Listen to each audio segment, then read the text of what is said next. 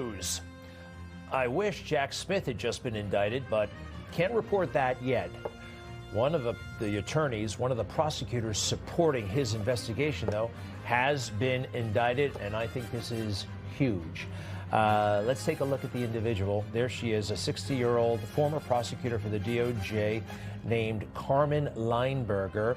Allegedly, she emailed confidential material, right? Very confidential, sensitive government material relating to the Jack Smith investigation into President Trump to her own personal email, and actually went to the effort of disguising the material by putting cake recipes at the top. You know, a recipe for a bundt cake, a recipe for a German chocolate cake, to deceive the government. Now, that is the allegation, charged with 4 felony counts in the indictment. How about that? Let's see here. The FBI will not hesitate to bring account to all those who violated the trust of the American people in an investigation that should never have been brought to begin with. Those are the words of Kash Patel in an announcement on X this afternoon. Well, I think this is great. And Jack Smith, who knows, he might be next. And who knows, maybe this woman has information about him. I wonder how he feels about this statement now. It looks like some of his top deputies could have broken the law.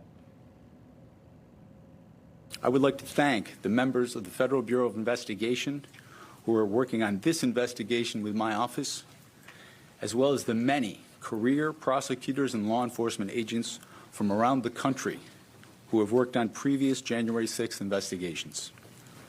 These women and men are public servants of the very highest order, and it is a privilege to work alongside them.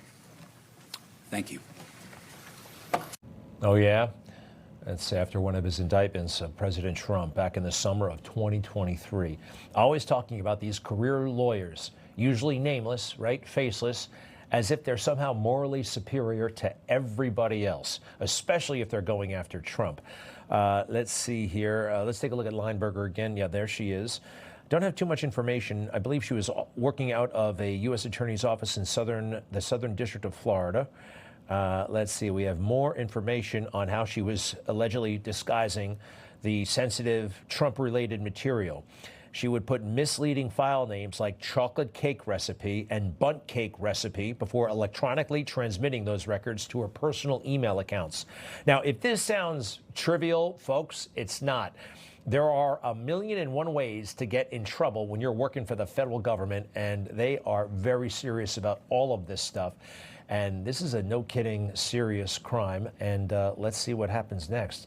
Technically, I don't think this is going to happen. She faces 20 years in jail.